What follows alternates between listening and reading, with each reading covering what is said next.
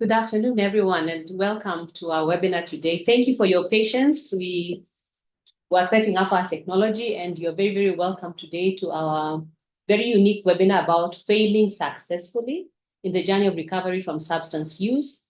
Our speaker is our very own Chief of Employee Assistance Program Unit, that is Mr. Richard Odero, who's a counseling psychologist, has attended to quite a number of us at the hospital and our families. And today we want to learn how we can fail successfully in this journey. Karibuni sana. Over to you, Mr. Odero. Thank you very much.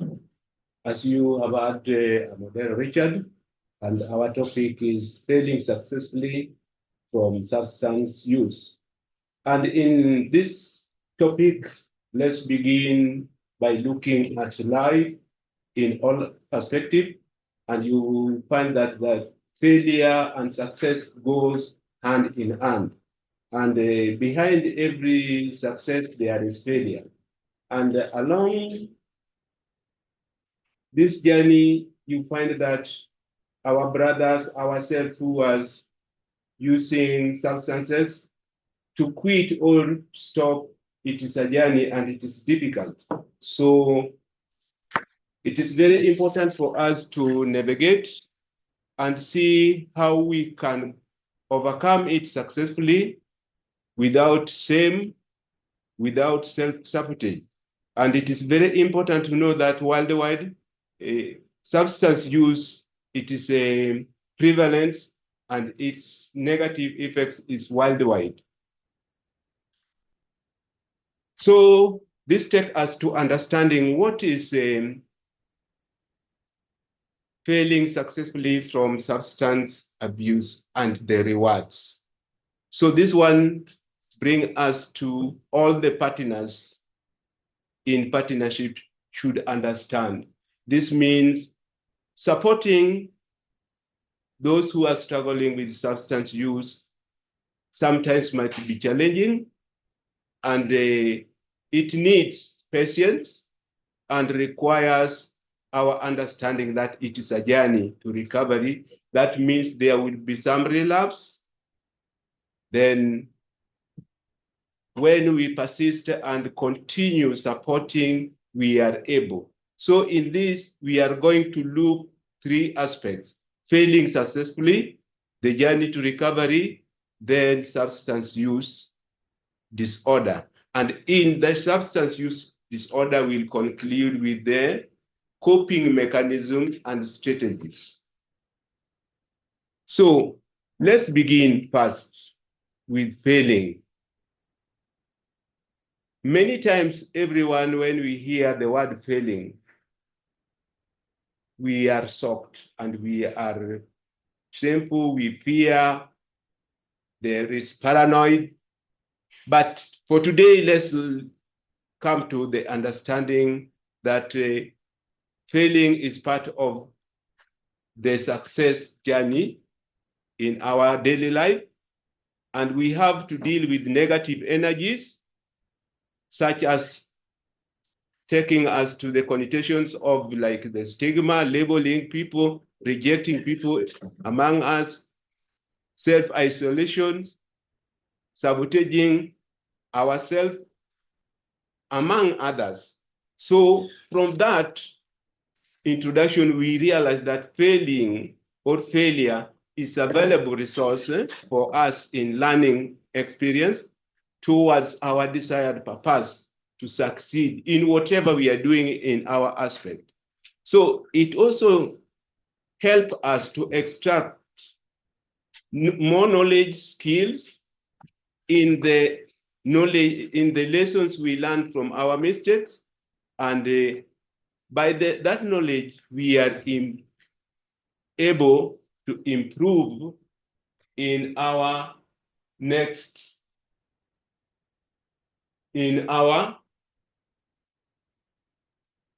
recovery process.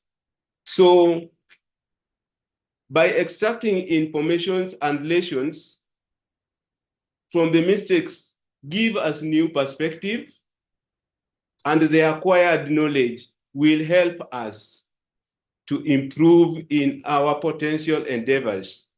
And also we realize that failure is not the end, but is a process of success and a path to success. And it involves willpower. We must have the willpower to learn from mistakes and persevere. And this one will lead us to greater resilience and also will help us to establish a strong mantra for adapting, improving, and thriving in all situations. So to conclude on that, we can just say failure calls for our positive willpower to learn from mistake and inspire, and that will inspire perseverance, resilience to success. So failure is not the end of everything, but an opportunity for recovery and growth. When we look it to that perspective, it helps us make milestones, knowing that failing is not sinning, but a progress or success in progress. So that one we have touched the failing. The journey will come to. So let's look at the power wheel of the success. Sorry. So we have defined, and now let's look at the power wheel. And the power wheel, you will realize that a substance use hook us, it changes us. Those who are addicted, not only to substance use. Here we are only focusing on substance use, but there are various kinds of addiction. And as you can see, it hooks us. Whoever is addicted, whoever is dependent, and leaving it is not easy. So we have to have that understanding, and we have to be very supportive and to know to what extent we should, one, help our the addicts to voluntarily accept help, or as a family, when circumstances reaches, it might force the family to intervene involuntarily. That is now when it comes to medication. Like in our case, in employment, you find sometimes our staffs could be exposed to involuntary admission for treatment and could be taken to rehab involuntarily based on the risk factors, because we have to take also into consideration the risk involved when someone is drunk, coming to work, the kind of equipment we are using, and also in a broader perspective. And we also must have understanding that it is a journey and the road is not smooth and not straight.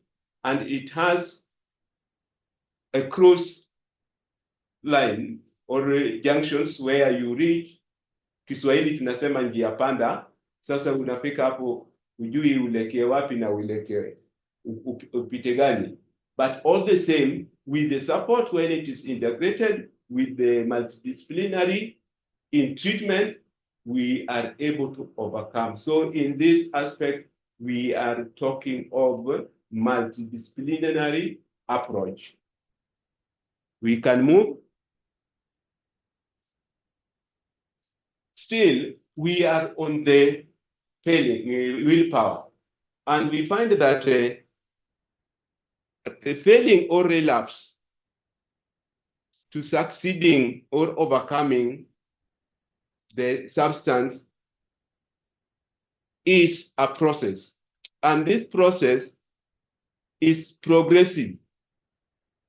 Any little win or reward should be celebrated, and we encourage whoever is affected, even the family also, to appreciate and encourage the addicted so that they could overcome their dependency on whatever kind of the substance they are using. And in the there, as we had talked earlier there, it needs partnership. So it means the addicts or the patients need to be open with whoever is supporting, whether it is from friends, from family, and from professionals. There need to be collaborations and working hand in hand. And the client have to listen also to the guidance being given to them, because let's think of the dark sides where they cannot see other gray areas. So they can be guided to think of those gray areas and make their own informed. And they also must have that hope that even though the situation at the moment is not what they expected, but there is improvement. And by that improvement, they can make their own choice. And by making their own choice, they have to also be bring to the light of the cause and effects of whatever the choice they make. And also social inclusivity is very key. So on that, let's move to the responsibility. Willpower needs our positivity in this journey.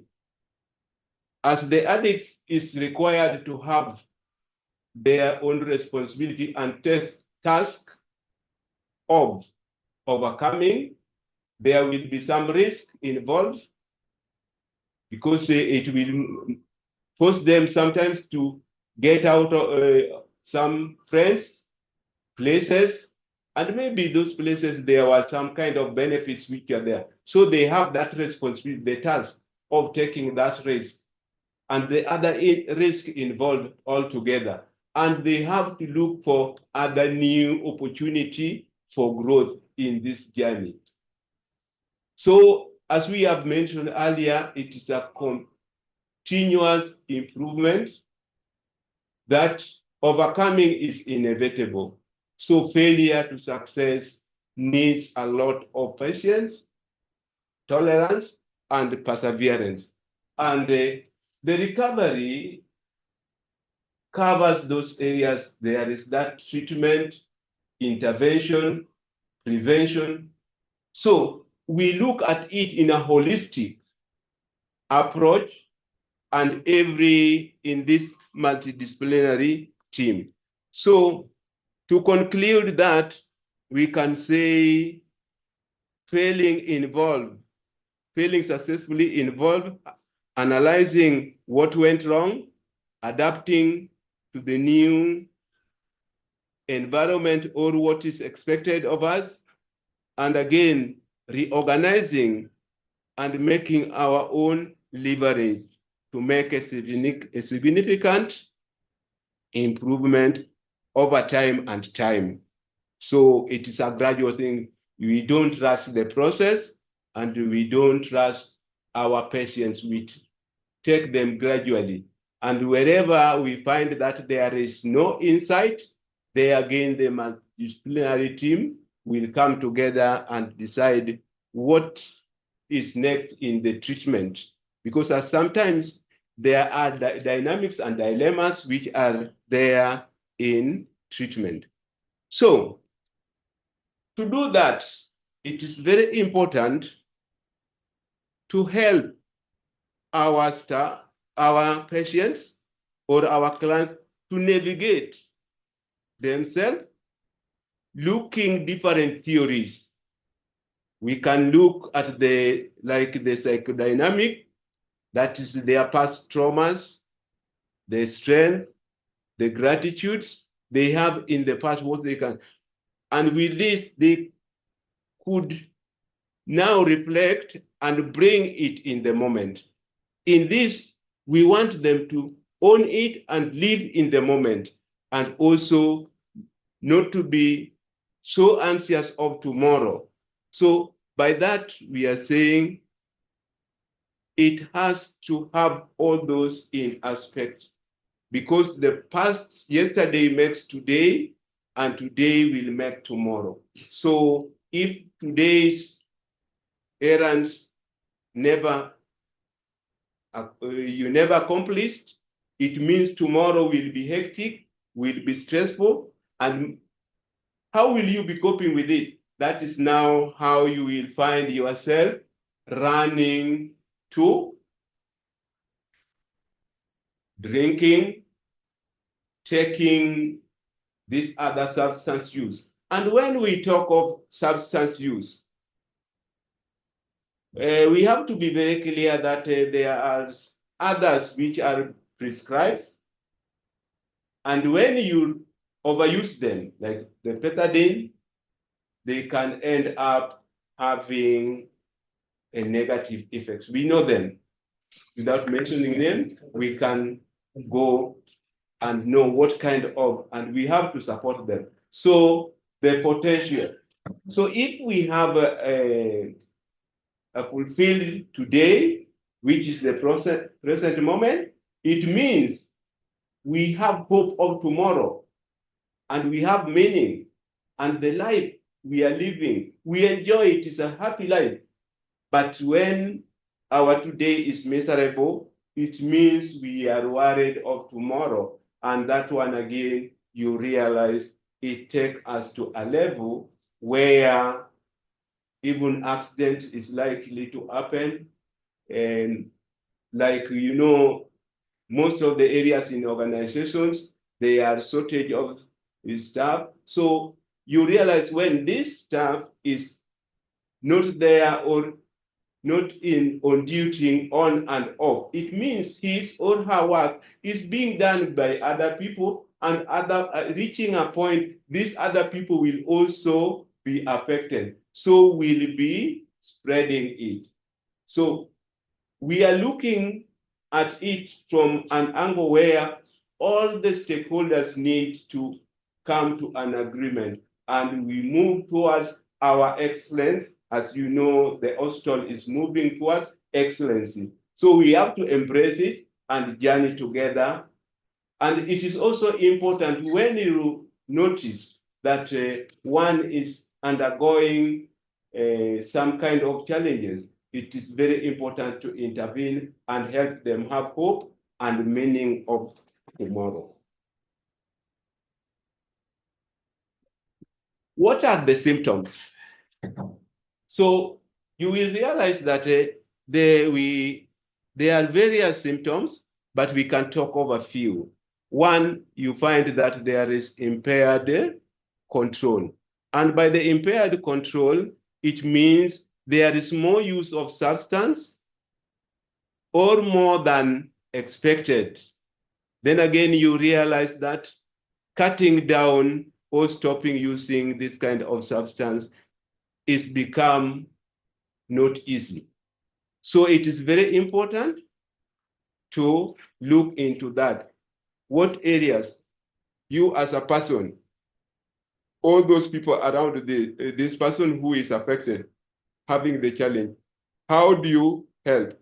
Then the social aspect, you realize that this staff or this member of our family, they are having that aspect of neglecting responsibility.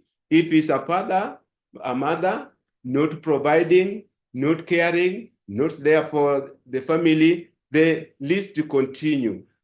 And that one is a red flag and need to be attended. Then giving up activities one used to care about, I think that one is self-explanatory. Then inability to complete tasks and homework at home, or even homework or at workplace. So you realize this kind of people, they are in depression. They are in their own world. And by that, they call for social help. And by the social help, they have to be brought in that partnership, a friendly with humor, not labeling, not calling name, no abuse, and these persons will be able to come to their senses. Then we look at the risk of using this substance. The risk which are there, it is also important, beginning from financial implication, health issues, relationship issues, a number of them, family breakage because of alcoholism, divorce, name them, drop out of school, they are numerous.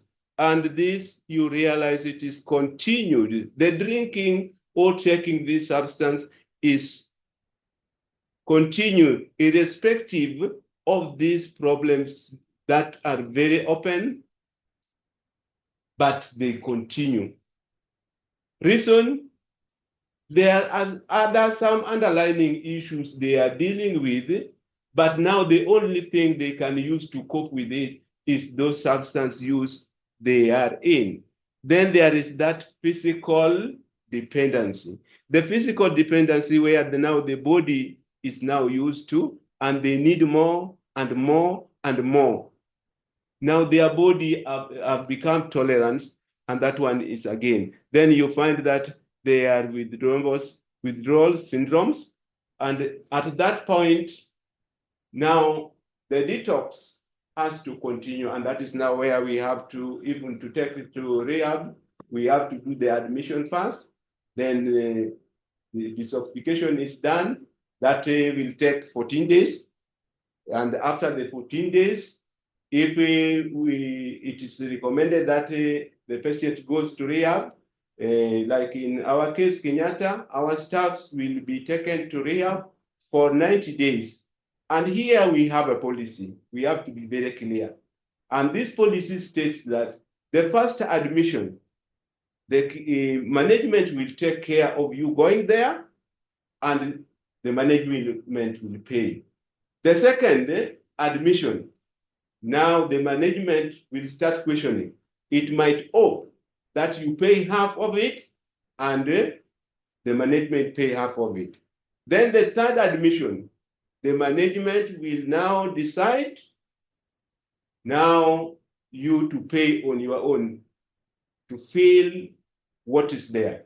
But if you continue with the habit, the management will decide to convene a multidisciplinary meeting to go through your case and find whether you are fit to work. So your services could be terminated. And we have to be very clear on this. Sometimes the service providers on this, they appear to be frustrating, and we have to follow the policy, and it is there. So it is very important for us to, as the employees of the hospital, to take note of that.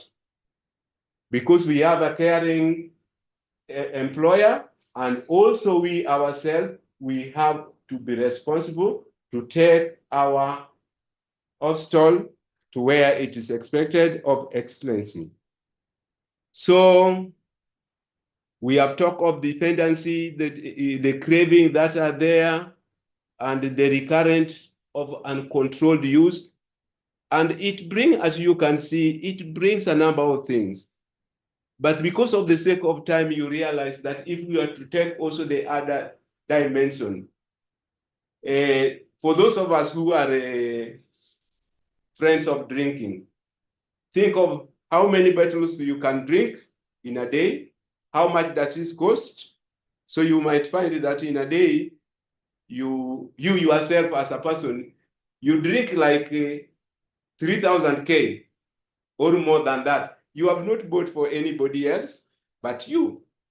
We have drinkers not drinking, drinkers, and they drink and they know how to drink. So beside that, you know other aspects that we don't want to go into, and you have to pay for all those things. So you will, in one day, you spend over 10K.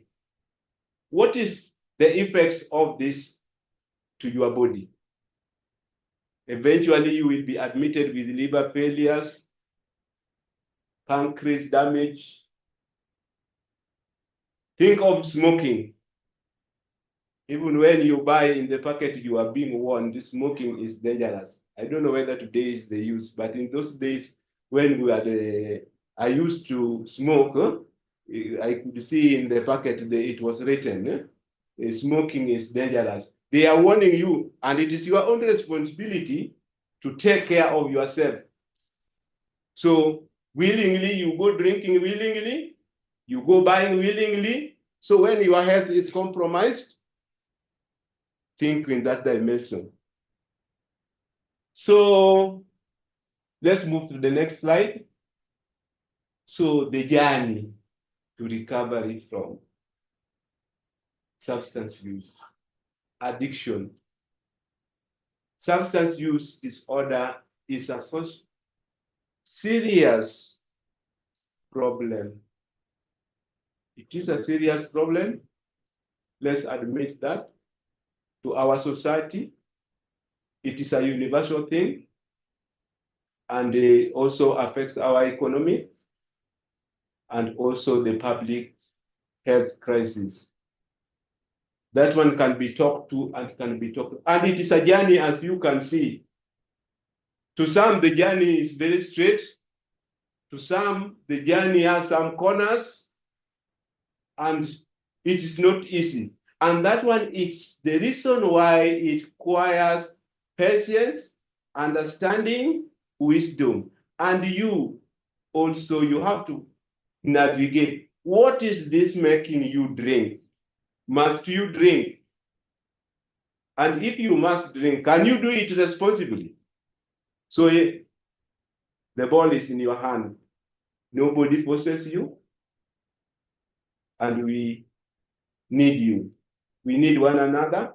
And that is the reason why we make this presentation, to enlighten one another, and maybe even areas that we have not thought of, you can also bring into our attention so that we collaborate and work hand in this process to make our employee assistance program under mental health functional, and will bring us to holistic wellness. Let's move to the next slide. So as you have seen, it is a journey, and in this journey, you find recovery is a process. Let's begin with connectedness. We have to be connected. Even in a family, we have to be connected. But when we are socially distanced, emotionally distanced, we open doors for this demonic behavior.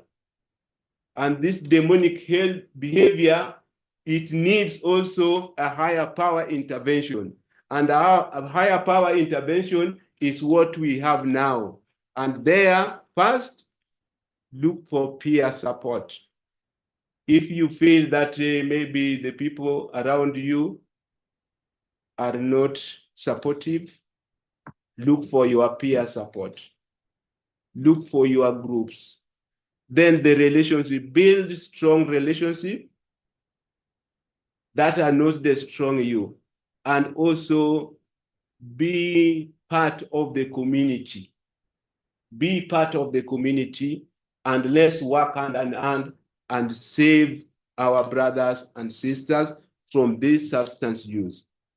Then it is our responsibility. You as the addict, empower yourself. Say, yes, I can. Yes, you can. You are not born drinking. It was something that you came and you to start drinking. You can also start and you stop it. The beginning and the end. So that is very key to take note of that. Have self-empowerment. The people around you also to empower you. So we have the personal responsibility on that, to control over your own life, and also have that will of focusing in your strength. What kind of strength do you have? And what is your weak areas to improve on? It is very key on that to take note of that. Then also, it is very important to make meaning in life. Life has different twists, but when you make meaning out of those meaningless moments, you have the reason of living. And by having the reason of living, ask yourself, spirituality, how is your spiritual wellness? The quality of life you are living, the meaning, what does it make to you? In the social role, what are you paying in the society? And rebuilding again your life. Rebuilding your life as a family, as an individual, as a team, wherever we are working. How do we support? Most of the time, you find when our own have a challenge at a workplace, I use workplace. So these people, they are making milestone, but you find that because of the stigma, and we are talking of the mistakes, they make a slight mistake, we attach that mistake with their previous behavior, which they are out of it. So this makes them relapse. So go with them through step by step, how if it is something to be done, take them through how this thing is done. Ask them when they do it that way, what does it mean to them? Talk to them, whatever they have done, based on the policy or the procedures which are there. Is it the correct thing to be done? So this person will come back to their senses and they will see that the humor, how they are embraced back. Or sometimes just laugh over what they have made the mistake and they say, next time you can make it better than you have done it. And they feel great, but sometimes you find because of the baggage which are there and our own biasness, sometimes we may feel the other way. Then identity, it is very important. The dimension of identity, it is very important. And let's help them also rebuilding and redefining positive sense of identity.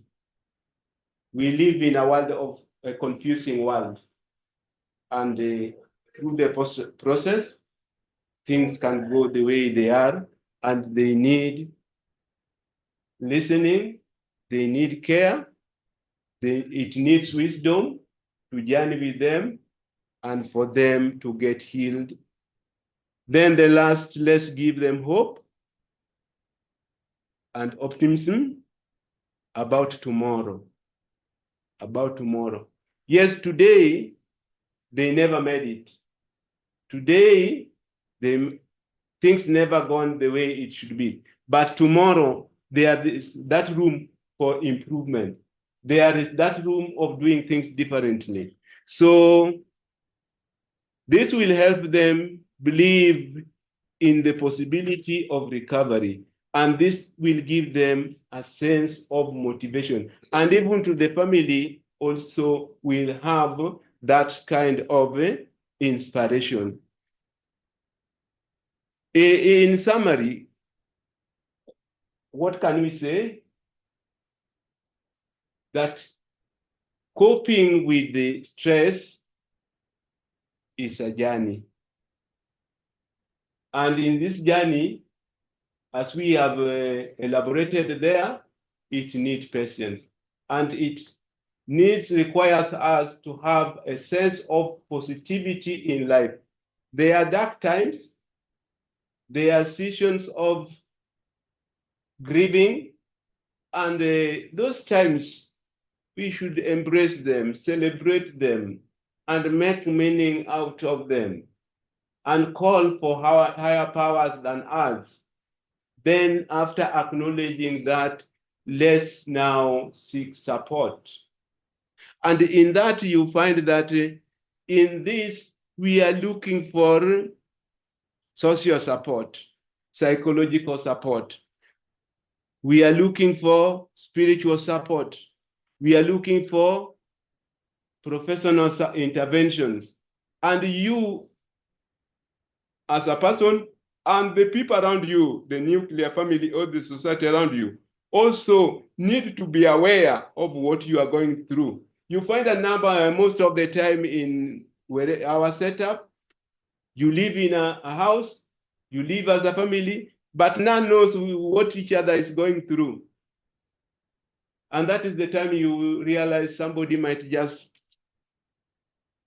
we know. So what are we saying in summary?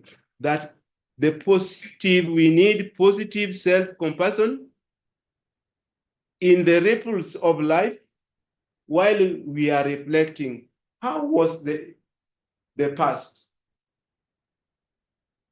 How is my day, my present? How will be my tomorrow? How do you want it to be based on your dreams, based on your goals, the way you had programmed yourself or you had dreamed, you had envisioned earlier? Do you see yourself moving in that direction? And when you become authentic with yourself, it brings you a sense of humor. And you sometimes you just laugh over a mistake you did yourself and you correct it, and it brings you back to that self-management and discovery to your sense. Ni njia tu ndio ulikosa na umerudi kwa njia, utafika mali ulikuwa unataka kuelekea. So seeking support, think of, is it social support that you are seeking? Think of psychological support you are seeking. Think whether it is spiritual support that you need. Is it financial support? Career progress, is it? So just think in that dimension, what kind of support do you need? And the hospital has various programs. And when you navigate, you will see which program will benefit you more, and you go there. We have qualified service providers. They will attend to you in treatment, and you will appreciate. Most of the time, you will find that we, the service providers, we tend to care about others and neglect our own needs. And that one is very dangerous. Before you care for the third person or the second person, begin with yourself. Care for yourself. Be aware of yourself. Where are you? And that will now take us to the level of reassessing. Let's do the reassessing of our yesterday. How was it? How many glasses did I take? How many bottles did I take? How did I feel? What transpired? Then adjust. Adjust. Then it takes us to another level. Oh, before we go to another level, let me add one thing there. This is now the reassessing and adjusting. Bring us to a sense of transition. Let's take note of that. It is a transition and development we are making in growth and maturity to our success. And we succeed in various ways, in our own ways, because we are all unique and our visions or plans are very different.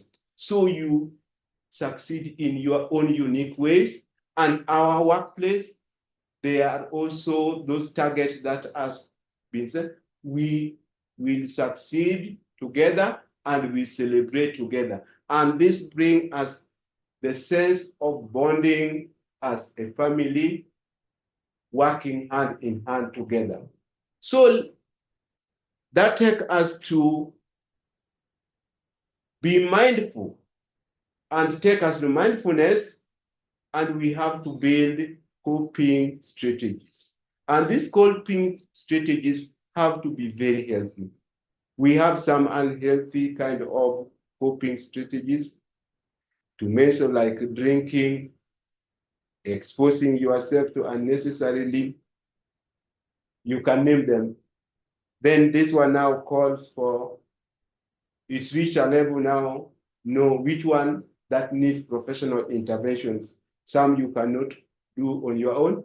And also there is a level when it has reached, now like in the case of drinking or smoking, detoxification is very key. Let's take note of that.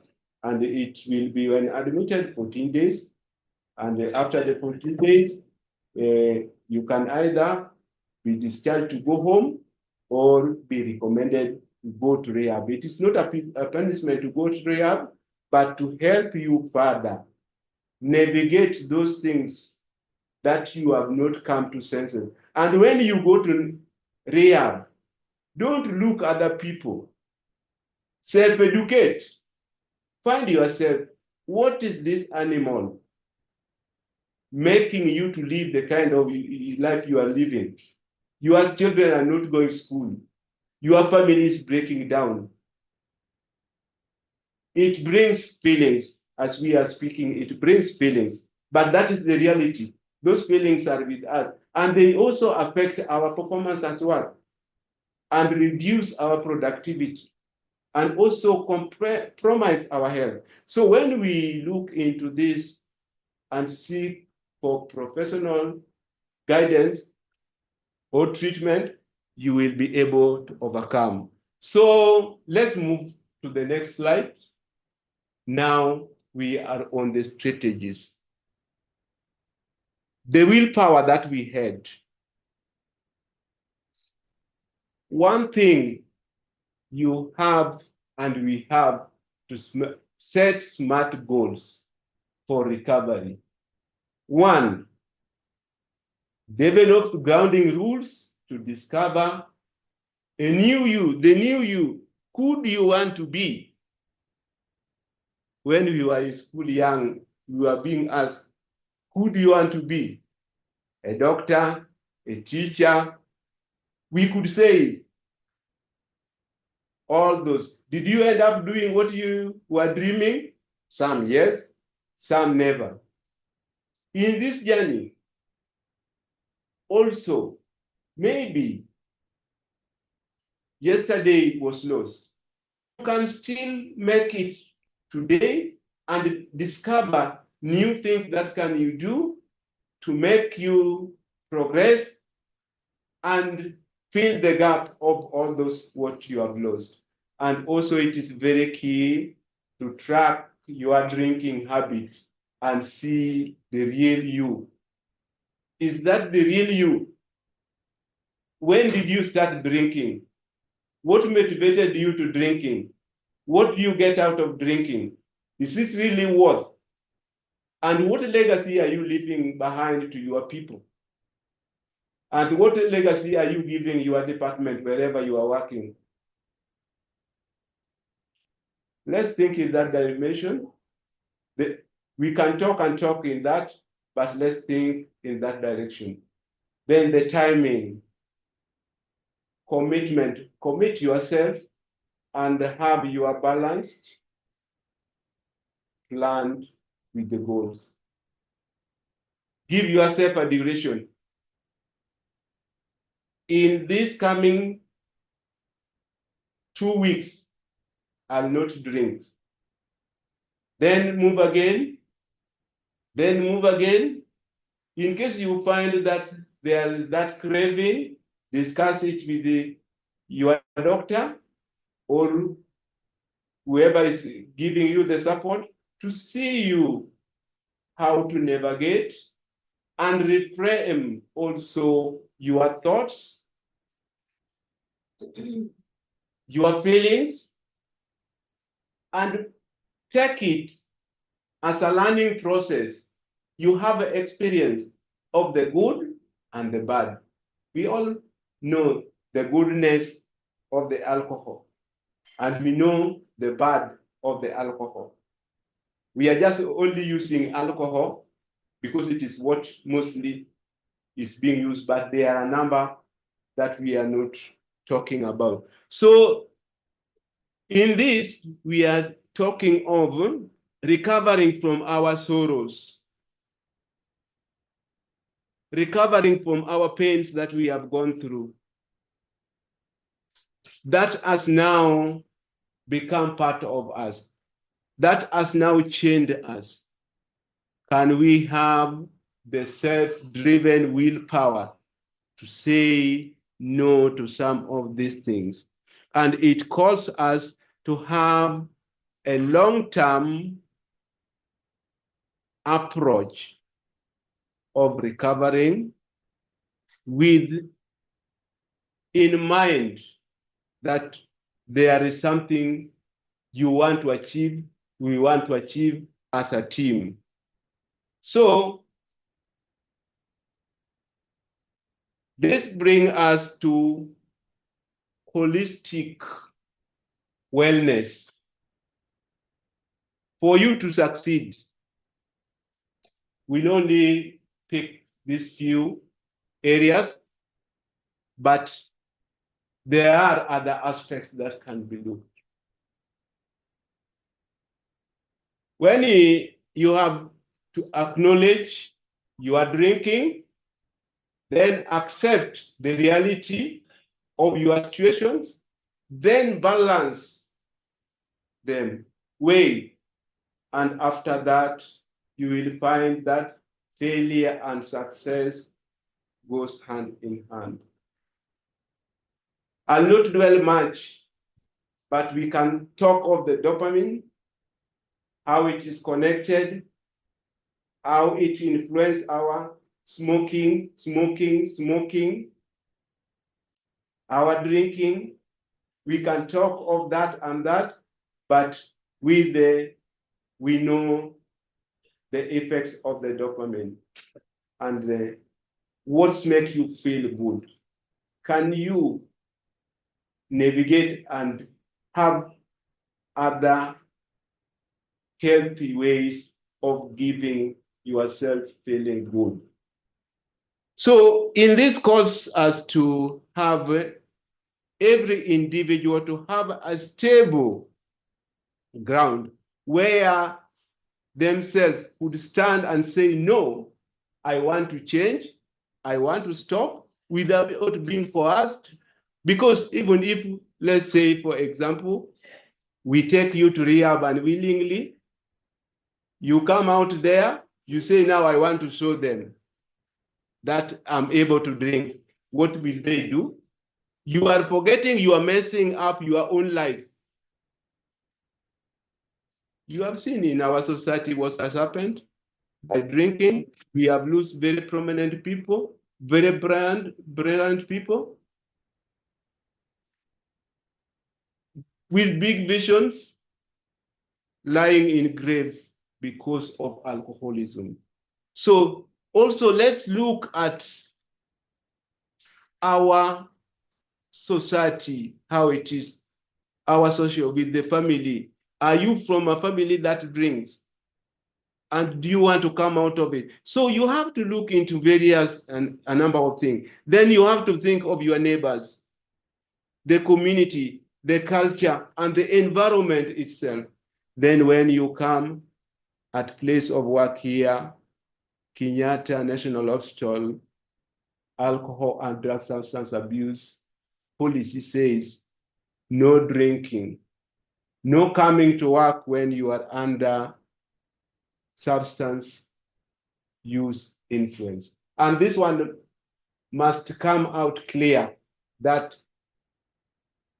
it has consequences and you might be forced to face the disciplinary action. And by that, it is the time you will say, I wish I knew. Think in that dimension. It will be very key for us when we think in that dimension. We are almost there. So we end with a quote from Winston Churchill that says, success is not final and failure is not fatal. It is the courage to continue that counts. We have seen very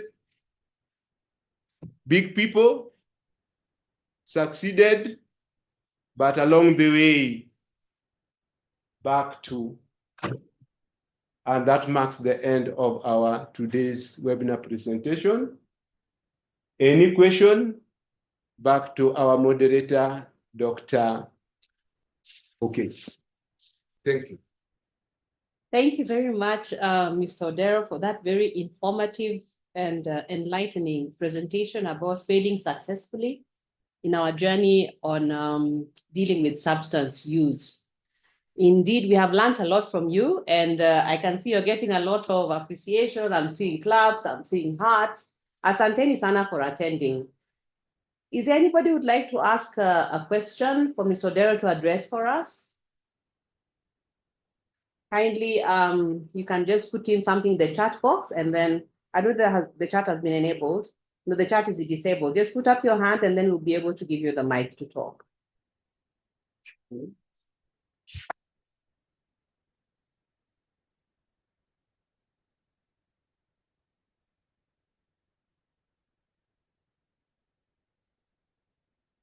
Thank you so much for making time to attend. One of the things I've learned is that failing is part of the success journey in our daily life. And indeed, many times as we navigate life, we have to, when you put in an effort, sometimes you succeed and sometimes you don't succeed. But it's something that you are committed to. You keep on trying. I was being reminded that when a baby starts walking, the first few steps it will fall down, but then when it sits down again, it stands up, and that's how it's able to continue walking and eventually even to run around the house. So any questions or comments that you'd like to send to our presenter, Mr. Odero?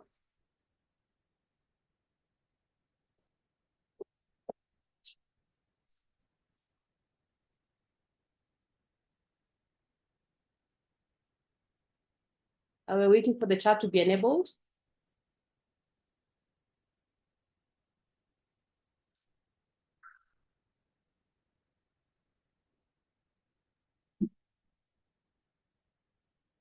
There's a question here, Mr. Odero, on what is the limit of alcohol intake? The limit of alcohol intake, what is the world standard? Because we have to follow what has been given worldwide, and it differs. But the standard, you should not go beyond 2 bottles if you have to drink responsibly. And it also depends which kind of brand are you taking.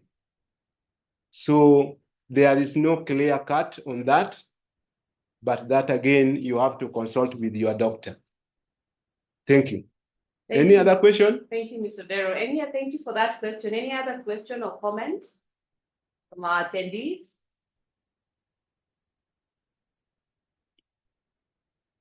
Okay, there's a question here from Marianne Muniu.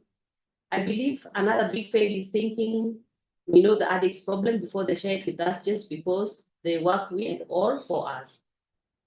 So it's thinking that we know the addict's problem before they share it with us just because they work with us or for us. Thank you for that comment. It is that is the reason why employee assistance program was created, to give you that latitude where you will express yourself without being judged, without being looked or labeled in any other way, but it will help you to mirror back to yourself. What are you doing? What is this thing?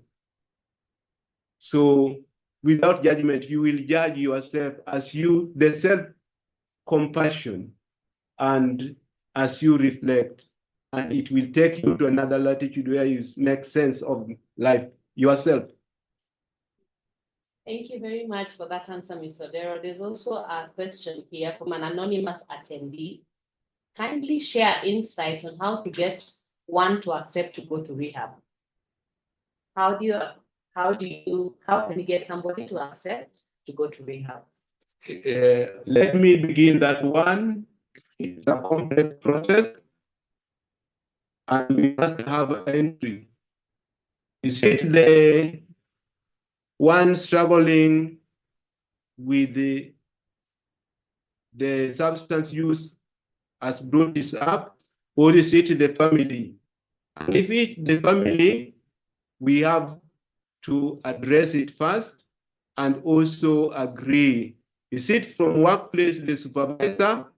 Then we sit down and agree with the staff or with whoever affected. Then it is a process. They could opt to go or change.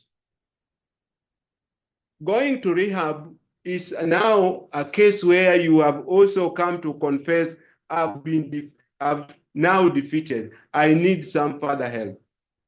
There are many people who have stopped drinking without going to rehab, but there are those who have now gone to that extreme. By their first, to make them go to rehab, all the stakeholders, as we did mention early in our presentation, have to come together. That is the nuclear family, the management, and the service providers, and see how to work in hand. And it is very important that the one who is affected have to own the process, because without them owning the process, sometimes they see you as the problem. With them, they don't have a problem with their drinking, it is you. So what do? That is their life. But we have to journey with them and talk with them in a polite way for them to come and to senses and make positivity, living a positive life. Thank you. Thank you very much, Mr. Dero. Let's see. There is another comment here from an anonymous attendee. Religious leaders of the foreign or self-imported religions are doing more harm than good for society, claiming to deal with substance abuse. Like a comment here about the impact. There what I can say, you are talking of a dilemma. And thank you for bringing us. I tend to think also those who are listening could also think of how we can deal with that. And you know where we are, you can approach us so that we think in other dimensions how we can approach that. But here we have our chaplains, very able, giving professional services. So in case you have any other arms, you can approach our chaplaincy for the spiritual care at the second floor. It is open for us. So thank you for that. Thank you, Mr. Dero. In fact, on that aspect, I'd like to add something that taking care of one another in the workplace and even in the community is a multidisciplinary effort. And actually, there is a part of the training that we're supposed to be giving regularly, even through NACAD and other places, is that for even religious leaders need to be equipped with the skills to understand that addiction is a brain disease that has, of course, social, economic, spiritual, physical aspects, and that there's amount of input that they can put in, but they also need to work with the professionals who actually then are able to give the in-depth care, such as what Mr. Dera and myself do. Thank you. Asante. I think we can take one or two more other questions or comments before we wind up.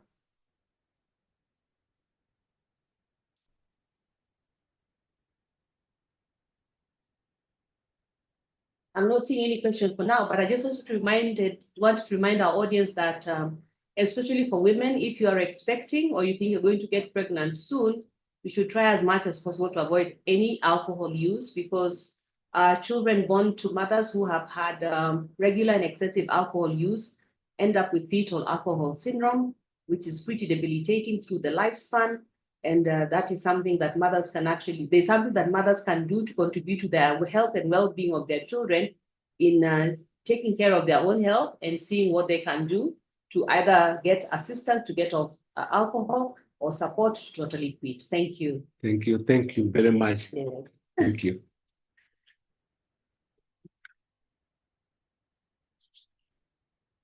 Wonderful. So, Mr. Dero, I think this brings us to the close of our webinar for today. We want to thank everybody who has made time to attend, to comment, and to participate. And oh, there are other questions. It's okay. Yes. I see the one or two other questions. How best can you deal with cases of relapse? This is from Julie. Cases of relapse, we handle case as they come. Some cases are unique, and we have to understand what is this making them relapse. Is it the environment where they are living? Is it from themselves? Because it comes from other underlying issues. So it is that one when the client come, we'll explore that with them and find what is this making them relapse. Then from there, we make a combined way or a treatment plan. Thank you. Okay. Sorry, there were one or two other. There's a comment here from an anonymous attendee. Great presentation. Talk about abuse of anesthetic drugs by providers. Okay. What I can say there, I'll talk of the Kenyatta. As the Kenyatta National Hospitals, all the service providers, there is what we call ethics and principles that guide us. And when we come to work, we know what you are supposed to do. And when you find that you are not upholding those ethics, you are not fit to even see a client, and you refer.